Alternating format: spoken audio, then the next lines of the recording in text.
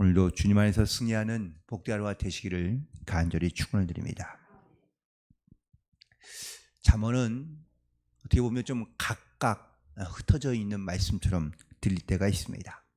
주제도 각각이고 또 말씀의 내용이 잘 이어지지 않는다고 사실 생각하는 경우들이 많이 있는데, 사실 이 주제나 말씀이 이어지지 않는 것이 아니고요, 그 주제와 혹은 또 내용을 조금 각각 분리해서 우리 가운데 필요에 따라 사용할 수 있도록 그 말씀을 우리 가운데 주고 있다라는 사실입니다. 오늘 이 잠언 17장에도 역시 인생에 꼭 필요한 것들과 혹은 피해야 할 것들에 대하여 우리 가운데 말씀하고 있는데요, 피해야 할 것 두 가지, 또한 인생에서 또한 추구해야 할 것 두 가지를 오늘은 크게 두 개의 주제로 각각 나누어서 그런데 말씀하고 있는데, 첫 번째는 바로 가정에 대하여 말하고 있습니다. 바로 필요한 것들에 대하여 말하고 있죠. 1절에 있는 말씀 가운데 보니까 마른 떡 한 조각만 있고도 화목하는 것이 제육이 집에 가득하고 다투는 것보다 낫다고 말씀하고 있습니다. 마른 떡은 수분이 증발하여 먹기 힘든 음식을 의미하고 있습니다. 그것도 한 가족이 먹는데 한 조각만 있다고 말하는 것은 그 양이나 상태가 매우 부족하며 또한 물질적인 여유가 전혀 없다는 것을 말하고 있습니다. 그런데 이 가정에는 매우 특별한 것이 하나 있습니다. 비록 물질은 많지 않고 혹은 또 먹을 것은 많지 않지만 이 가정이 갖고 있는 매우 특별한 것은 바로 화목입니다. 화목이 바로 이 집안 혹은 또 이 가정의 가장 큰 장점이기에 한 조각도 양보하며 그리고 행복과 웃음이 떠나지 않는 것을 보게 됩니다. 그런데 반대로 제육이 집에 가득한 집이 있는데, 이 제육은 바로 히브리어로 제바흐라고 말하는데 재물과 똑같은 의미를 갖고 있습니다. 즉 먹을 것과 재물이 가득한 이 집에, 그런데 이 집은 먹을 것과 고기는 많지만 이 집의 특징은 다툼입니다. 서로 무엇 때문에 음식 때문에 다투는지는 않겠죠. 음식 말고 무언가 그들 가운데 다툼과 분쟁이 끊이지 않습니다.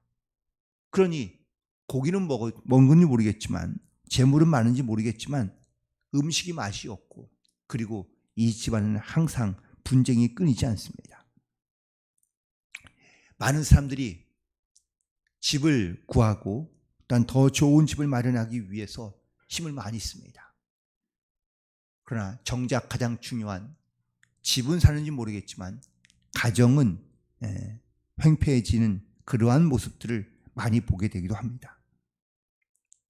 오늘 말씀에서 가정의 행복은 물질에 많고 적음에 있는 것이 아니라 그 안에 있는, 서로 안에 있는 화목이 가장 중요하다는 것을 말씀하고 있기 때문입니다.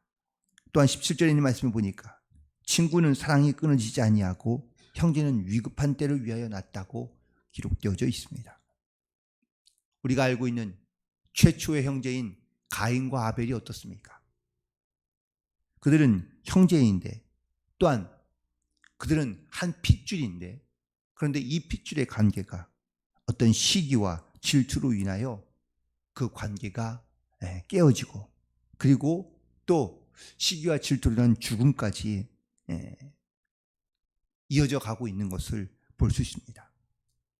서로 위급할 때 혹은 또 서로가 어떤 필요할 때 함께 그 사랑을 나누며 도와주는 것이, 이것이 바로 형제나 자매의 관계인데, 이런 관계가 깨어진다면 과연 그것을 좋은 집안 혹은 또 가정이라고 말할 수 있을까? 예수님은 하나님을 사랑하는 것뿐만 아니라 또한 모든 사람이 서로 사랑해야 한다는 것을 말씀하시며 강조하고 있습니다.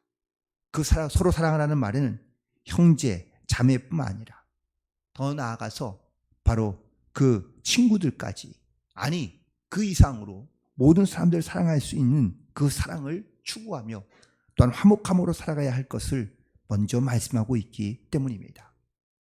그러므로 오늘 본문에서 잠언서에서 추구해야 될 가장 첫 번째 덕목은 바로 가정에 대한 화목을 말씀하고 있고요. 두 번째는 바로 관계에 대한 이야기를 말씀하고 있습니다. 9절에 있는 말씀에 보니까 허물을 덮어주는 자는 사랑을 구하는 자요, 그것을 거듭말하는 자는 친한 벗을 이간하는 자라고 말씀하고 있습니다. 즉 타인의 허물에 대하여 또한 타인과의 관계에 대하여 말씀하고 있는 것인데요. 주로 타인의 허물에 대하여 우리가 반응하는 것은 두 가지입니다. 하나는 덮어주는 것, 두 번째 하나는 그것을 드러내는 것입니다. 이 두 가지의 반응에 따라 그 사람의 어떤 인간관계가 달라지는 것을 보게 되는데, 잘 덮어주며 용서해주는 사람은 그래도 사람들이 많이, 관계가 좋으면 사람들이 모이지만 남의 허물을 자꾸 드러내거나 말하는 사람은 함께하고 싶은 사람들이 없다라는 것이죠. 어떤 사람이 혹은 또 어떠한 인물이 자매의 허물을 좋아하거나 남의 허물을 자주 보고 그것을 말하기를 좋아한다면 사실 그 허물을 보고도 그 사람과 좋은 관계를 유지하는 것이 결코 쉽지는 않습니다. 마음속에 사랑하는 마음이 있는 것과 없는 것이 바로 남의 허물을 대하는 그런 사람의 모습이며 자세라고 말할 수 있습니다. 예수님도 제자들을 사랑하시는데 끝까지 사랑하셨다고 말씀하고 있습니다. 하나님이 모든 사람을 사랑하고 구원받기를 원하시는데 끝까지 기다리신다고 말씀하고 있는데, 바로 이 기다림은 사람의 허물과 그리고 사람의 모든 죄를 용서하며 또한 그것을 구원하기 원하시는 하나님의 은혜와 사랑과 이어져 있는 것을 보게 됩니다. 그러므로 우리도 남의 허물을 용서하며 또한 그 허물을 덮어줄 줄 알고, 그리고 또한 그 허물을 사랑으로 돌볼 수 있는 그런 믿음과 지혜가 있게 되기를 간절히 소망합니다. 또한 14절에 있는 말씀을 보니까 다툼의 시작은 둑에서 물이 새는 것 같은 즉 싸움이 일어나기 전에 그 시비를 그쳐야 된다고 말씀하고 있는데요. 사람들이 가만히 보면 뭐 큰 것 때문에 분쟁하며 다투는 것이 아니라 대부분 사소한 것에서 시작하거나 출발하는 경우들이 많이 있는 것을 보게 됩니다. 부부싸움도 마찬가지죠. 그래서 부부싸움을 칼로 물베기라고 말하는지도 모릅니다. 하지만 이 자그마한 싸움이, 다툼이 결국은 자주 되거나 아니면 자꾸 일어나게 되면 오히려 큰 싸움으로 번지고 그리고 언쟁으로 끝나는 경우들이 많은 것을 보게 됩니다. 지혜 있는 자는 먼저 불이 나고 난 다음에 불을 끄는 것이 아니라 먼저 불 나기 전에 불씨를 제거하는 것이 바로 지혜로운 자라는 것을 말씀하고 있습니다. 누가 옳은지를 따지다가 결국은 분쟁한 다툼이 끊이지 않는 것을 보게 됩니다.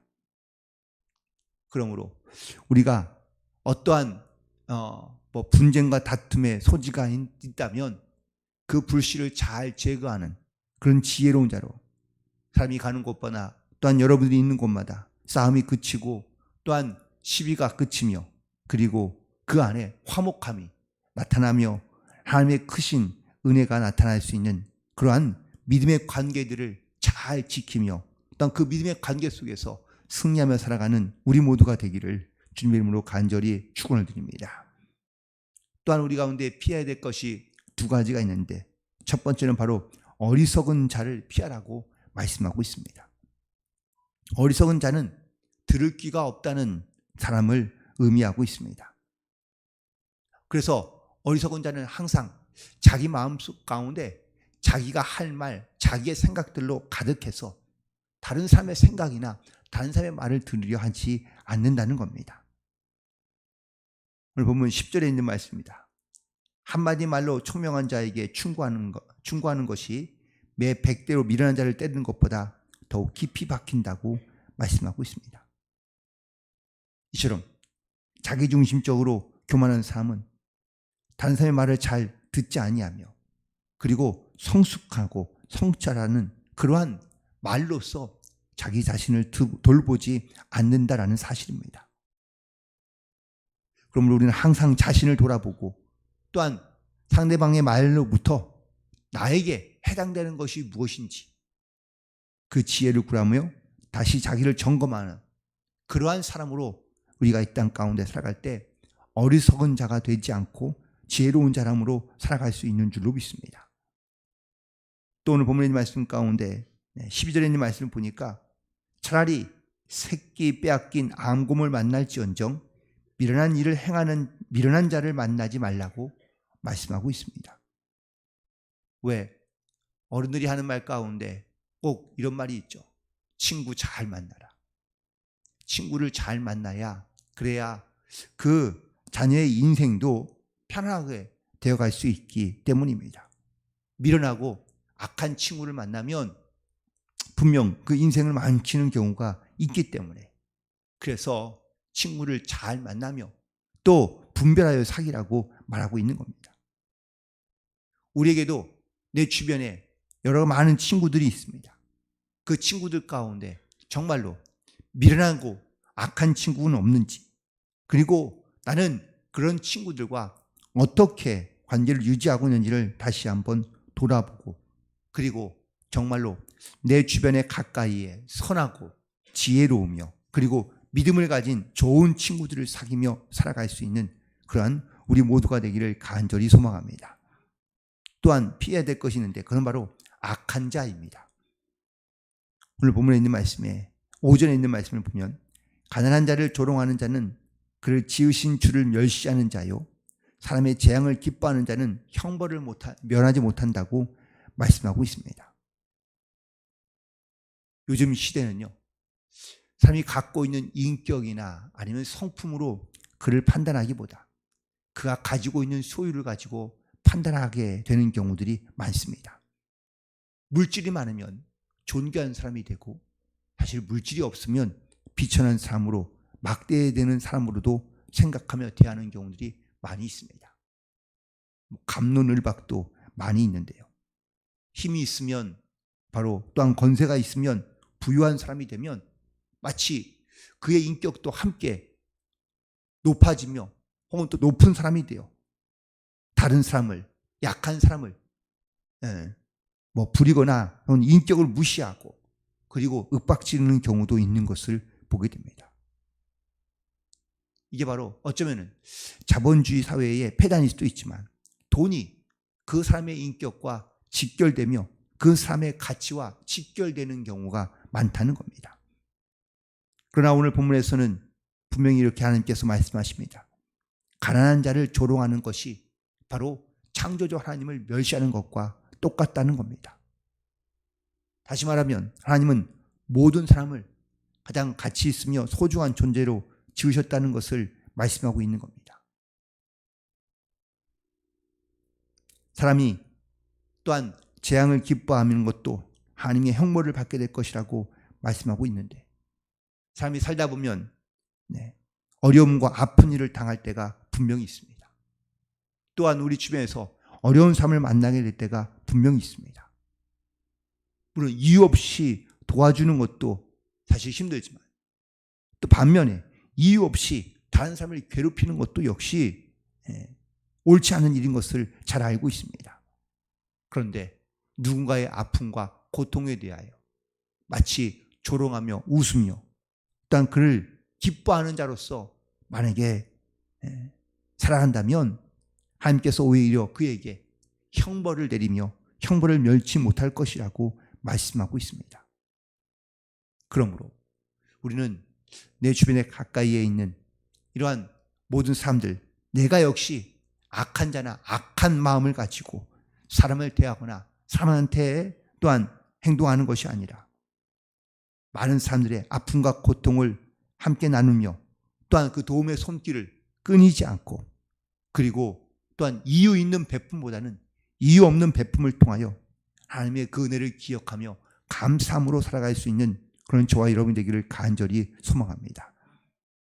그리고 또한 마지막으로는 하나님께서는 이 악한 자들에게 반드시 하나님의 사자를 보낸다고 오늘 본문 11절에서 말씀하고 있는 것을 보게 됩니다. 결국 모든 악한 일에 대하여 하나님께서 반드시 심판하시겠다라는 하나님의 말씀이며 또한 하나님의 뜻인 것을 우리 가운데 증거하고 있습니다. 하나님은 끊임없이 우리에게 내가 한 일과 혹은 또 악에 대하여 죄에 대하여 회개할 수 있는 기회를 주십니다. 하지만 악한 자들은 그 회개할 수 있는 기회를 그들은 스스로 포기하거나 아니면 반역하며 회개함 가운데 하나님 가운데 나오지 않는다는 사실입니다. 우리는 하나님께서 우리 가운데 우리의 어떤 잘못된 죄나 악들을 깨닫게 하실 때마다 우리는 정말 주님께 회개하는 마음을 가지고 우리 앞에 모든 죄를 주님께 내려놓으며 그리고 또한 나의 모습과 생각을 다시 한번 주님께 맡기고 의지함으로 우리가 화목하며 건강하며 영적으로 강건한 그런 믿음의 모습으로 살아갈 수 있게 되기를 간절히 소망합니다. 오늘 특별히 솔로몬의 잠언을 통하여 4가지의 주제를 나누었지만 그게는 바로 2가지입니다. 내가 인생에 살아가면서 인생에서 내가 필요하며 또한 추구해야 될 것들이 무엇인지 혹은 내가 인생을 살아가면서 피해야 할 것들이 무엇인지를 오늘 말씀했는데 첫 번째는 가정의 화목을 추구하고 또한 관계 안에 사랑을 추구하되 우리 가운데 있는 어리석고 교만한 마음을 물리치고 악한 마음을 물리쳐서 우리가 하나님의 거룩한 백성으로 이 땅 가운데 살아가기를 원하시는 하나님의 귀한 음성과 말씀을 듣고 살아갈 수 있는 우리 모두가 되기를 간절히 소망합니다. 잠언의 가장 큰 대주제는 바로 여호와를 경외하는 그런 지혜입니다. 여호와를 경외하는 것은 바로 하나님을 두려워할 줄 알며 그리고 하나님 말씀 가운데 순종하며 나아가는 것을 말합니다. 그러나 단순히 두려움과 순종만을 우리 가운데 강요하는 것이 아니라 그 안에 하나님을 사랑하는 것과 또한 세상과 사람을 사랑하는 것 그리고 그 안에서 지혜로운 관계를 가지며 그리고 하나님의 거룩한 백성으로 살아가는 것을 우리 가운데 말씀하고 있습니다. 그런데 어떤 사람들은 이 잠언이나 하나님의 말씀을 세상에서 처세술이나 인생의 성공법을 찾아서 읽으려고 하는 그런 어떠한 세상의 지혜서로만 이 잠언을 대하거나 읽으려 하는 경우들이 많이 있습니다. 하지만 잠언은 물론 인생의 성공과 혹은 처세술을 말하는 경우도 있긴 하지만 대부분은 다 하나님을 경외하며 하나님과 동행하는 인생을 살고자 하는 그러한 지혜를 나누며 어떤 그런 지혜를 가르치는 책입니다. 오늘도 우리에게 주시는 말씀 속에서 우리가 나의 가정과 또한 사회와 또한 만나는 모든 관계 속에서 하나님을 경외함으로 그 뜻을 이루는 삶을 살아갈 수 있는 그런 지혜를 얻고 믿음을 가지고 오늘도 주님과 동행하며 승리하는 복된 하루가 되시기를 주님의 이름으로 간절히 축원을 드립니다. 기도하시겠습니다.